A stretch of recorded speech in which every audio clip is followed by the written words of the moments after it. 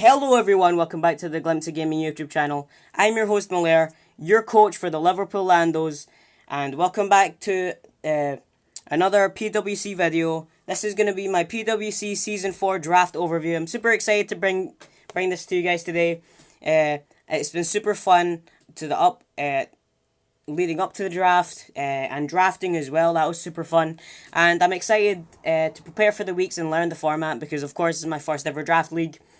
And so, yeah, I'm going to be going over my draft today, what I took, and before I get into it, hope you all are having a fantastic day today. If you're not, I hope I can cheer you up with this video, we're going to get right into the draft, and first of all, I'm going to be going over some rules in the draft, in this draft league that are slightly different from some other draft leagues that you might have found, and yeah, I made all these slides myself. I'm super proud. Okay, we're going into the rules.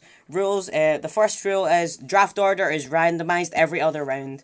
If you're familiar with other draft leagues, you know they usually do a snake draft where it goes, if there's 10 coaches like there are in my league, there would be, it will go 1, 2, 3, 4, 5, 6, 7, 8, 9, 10, 10, 9, 8, 7, 6, 5, 4, 3, 2, 1, and then start again. But, so basically, for the first round, it'll go the same as that. First and second round, it'll go 1 to 10, then 10 to 1.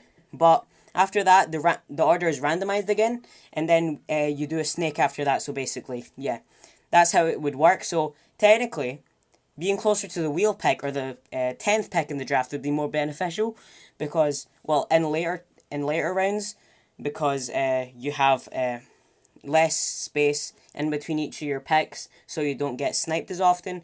Because if you're first in like round 7, you get your pick, but then you have to wait 18 more for your next pick. So the only time I think, in my opinion, it's more beneficial in this league to have the first overall draft pick, and that for those 2 rounds is the first. Oh Jesus! Is the first round and the 11th round, because in the 11th round, it doesn't look back around for the 12th. So it goes 1 to 10, but then it stops. And the first round, obviously, you have a lot more to choose from. Second rule is that you must take a signature. Now, this is a rule that's really cool, and I find it really cool. So your signature is a Pokemon you have to bring every week. And, yeah, so basically, it has to be a good one, and it's gonna be one of the hearts of your team. You want to take a great Mon, and you want it to be a good value for the tier it's in, because it cannot be higher than B tier, which obviously it's Pokemon are split into tiers.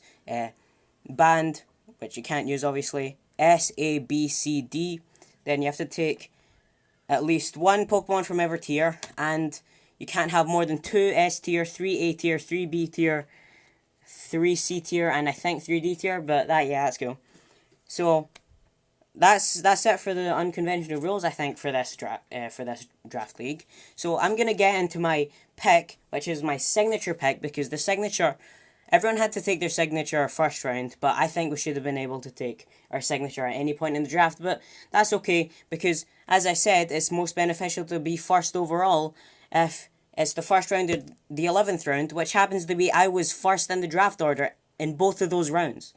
So I got the first overall pick in the whole draft, and I could take any B tier or below Pokemon. Obviously, it would have been better if it was an open first round and I didn't have to take a B or below, because I could have got anything. But still, it still gave me the most options out of anyone. And my signature pick, the Pokemon I'm going to be taking every week, is Magnezone. It's in B tier, and let me talk about Magnezone. So basically, I've been talking a lot with my friend Gail. He's been coaching me and teaching me a lot about different strategies, and we settled on one. I'm pretty sure he's doing it as well.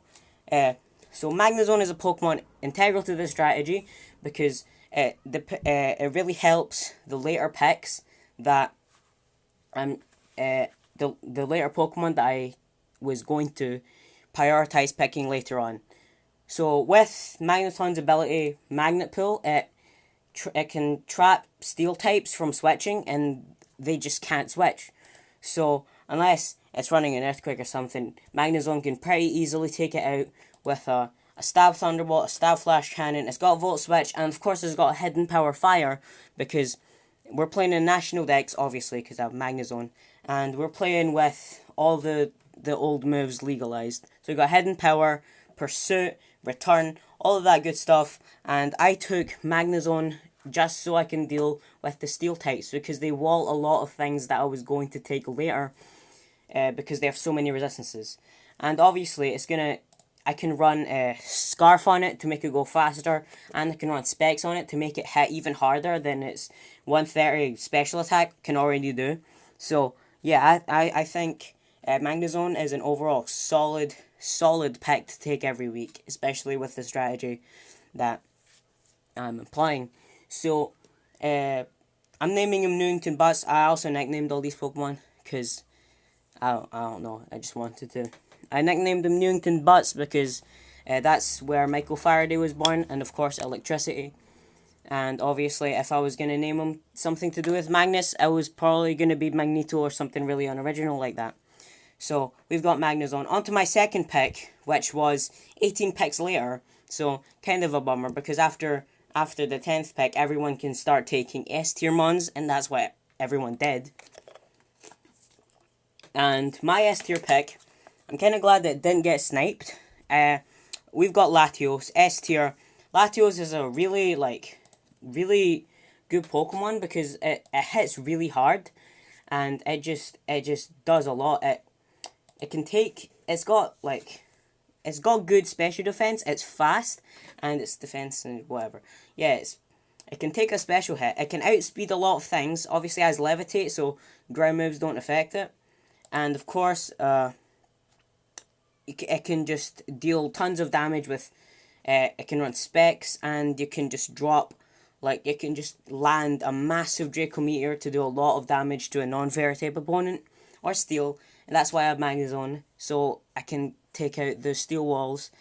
And yeah, we've got my first S-tier pick of the draft was Latios. Obviously, it can hit those Draco Meteors, it can hit those Psyshocks and Psychics, and it can defog and trick as well if you want to trick a Choice Specs onto an opponent. And yeah, I feel like Latios is an overall solid S-tier pick. Okay, so on to my round 3 pick is Garchomp. Oh, I didn't tell you. Latios's name is Kenny Loggins because Danger Zone and Top Gun and Jets, and Latios is a jet. There you go. We got Garchomp S-tier. In round 3, it's a very, very good mon. Obviously, Mega Garchomp exists, but because its speed, it's slower than Garchomp. I don't know why. So it's actually worse, because you can make Garchomp hit harder than Mega Garchomp with a Choice Band or Life Orb or something like that. And obviously, it's a super strong Pokemon. Obviously, it's a pseudo-legendary. It's got really good base stats. Obviously, the 600 total. It's fast. It's a 102 base speed. It's quite a fast Pokemon. Of course, it's got that massive 130 attack stat, which will be dealing a lot of damage to anything that will be coming in on it. Obviously, you're going to have those Stab Earthquakes. You're going to have those Stab Outrages. And obviously, Garchomp can also set up Stealth Rocks as well. You can also run some weird Swords Dance and Dragon Dance sets as well. You can, I don't know whether it works on regular, but on Mega you can run Substitute. I've played that before, but overall that's cool. Garchomp getting Garchomp, because it's a really powerful mon. It gets absolutely shafted by Ice types, but whatever. Ice types. Ice types shaft a lot of things, to be honest. And yeah. Okay, on to my actually his name is Puff, because Puff the Magic Dragon. And yeah, okay. Right, my round 4 pick was my first non-S-tier pick, because I'm out of S-tiers. You can only get 2. I got an A-tier Mamoswine. His name is Hog, because of course because he's a hog. And right, okay. Mamoswine, let me talk about Mamoswine. It can take a hit. It's got a great I'm like, yeah, okay. It can take a hit, 110 base HP. Even though it doesn't have the best defenses, it can still eat up some pretty good hits because of that 110 HP stat. Obviously, Ice Ground is a great offensive typing because Ice and Ground just kill so much. It's a great, it's just a great offensive Pokemon. To be honest, it just hits really hard, and it hits a lot of different things. So, obviously, it hits Steel types as well with its Stab Ground.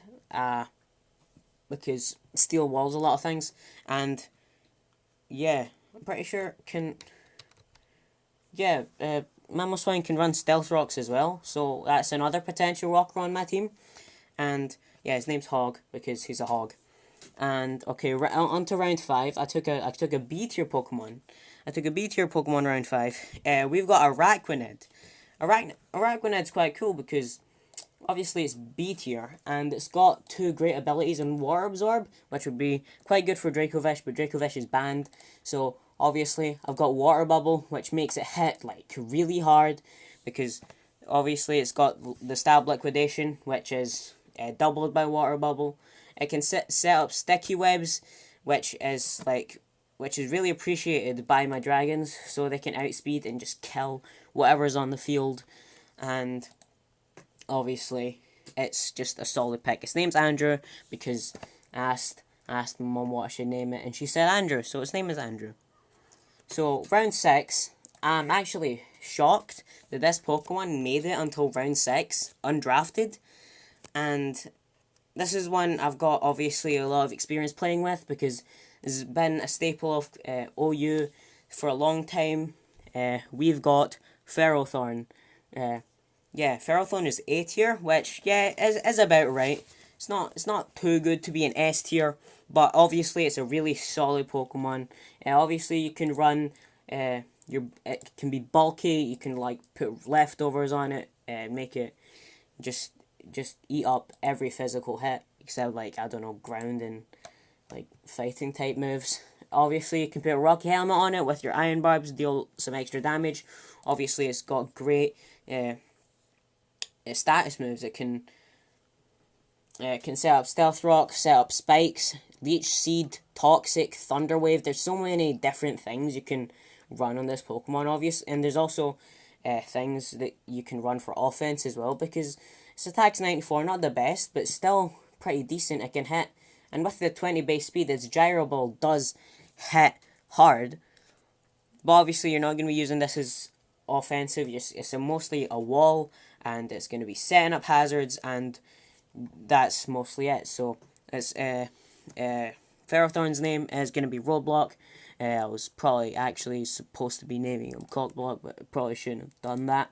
And on to round 7, which round 7 I took my D tier, my only D tier Pokemon. We've got Claydol, and Claydol is, as I wasn't feeling a lot of stuff in the D tier, because like why would I have been feeling that much stuff in the D tier? They're in the D tier for a reason. They weren't very good. But obviously, hazard removal is really important. Of course, I've got Defog on Latios, but that's obviously pretty limited if I'm running it choiced. So I've got a Rapid Spinner and Claydol. It's got Levitate, so it doesn't take damage from ground moves. It's got decent defenses, 105 defense and 120 special defense. And it has Teleport, which is super good this generation. Oh my gosh. Like, seriously, it just, anything that's bulky just eats up a hit and gets out and makes it so your next switch doesn't take damage. So, yeah, overall, I'm pretty happy with the Pokemon I got from my D tier pick. There's a lot of pretty good stuff in D tier. Obviously, Talonflame got nerfed after Gen 6, but is still solid with heavy duty boots now.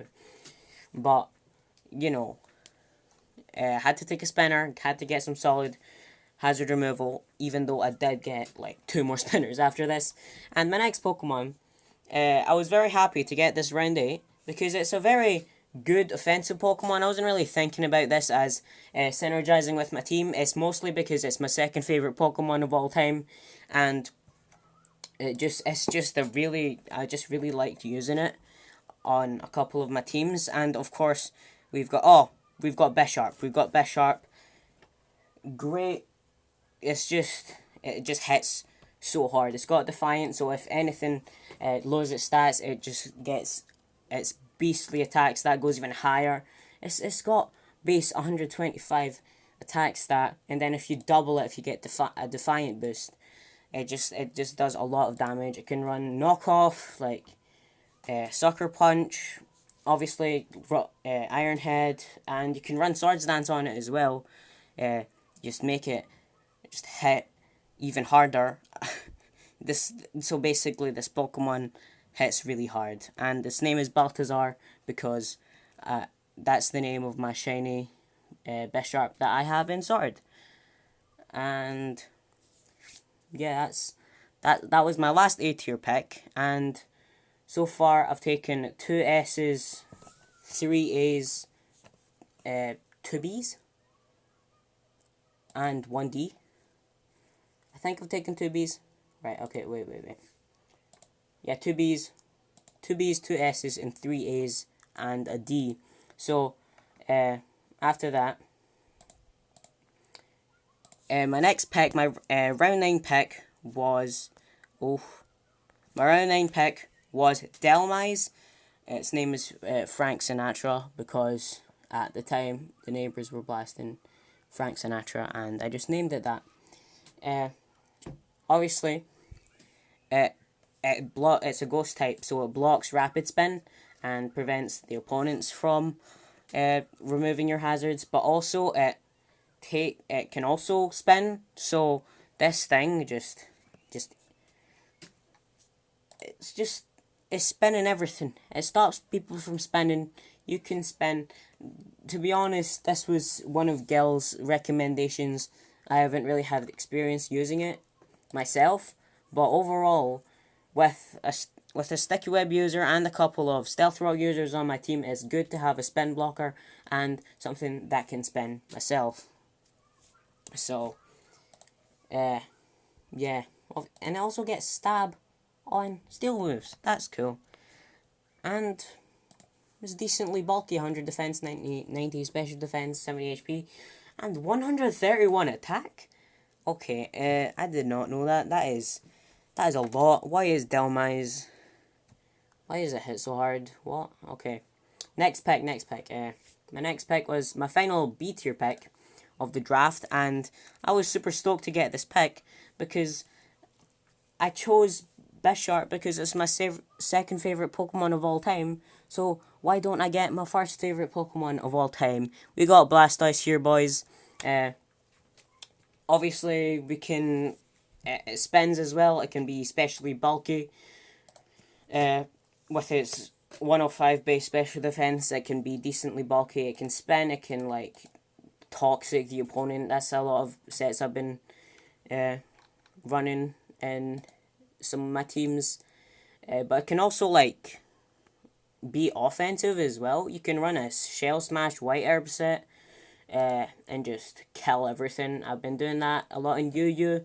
It's not the most effective in OU, but obviously this is a draft format. We're going to be seeing how this goes. I'm actually really excited to have a Blastoise on my team because it's just my favourite Pokemon, obviously. It's a starter.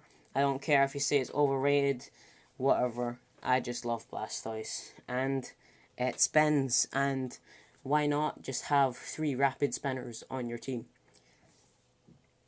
And yeah, we're going on to my 11th pick, my final pick of the draft. I was the first pick in round 11, so sure. We got... So at this point, I was like, kind of... I completely brain farted. I named Blastoise Virgil because obviously I'm an LFC fan, and Virgil van Dijk is my favourite player. I'm literally named Van Dijk 76 on a lot of things, and my MVP in a lot of games is named Virgil, Haxorus and Sword, Warm Lad and Monster Legends. And I don't know if Blastoise is going to be my MVP, but it's my favourite, so it's named Virgil. And okay, round 11, I wasn't sure what to take. I couldn't take any more S, A's, or B's, so I had to take a C or D. I went for a C, obviously, and I was contacting Gil.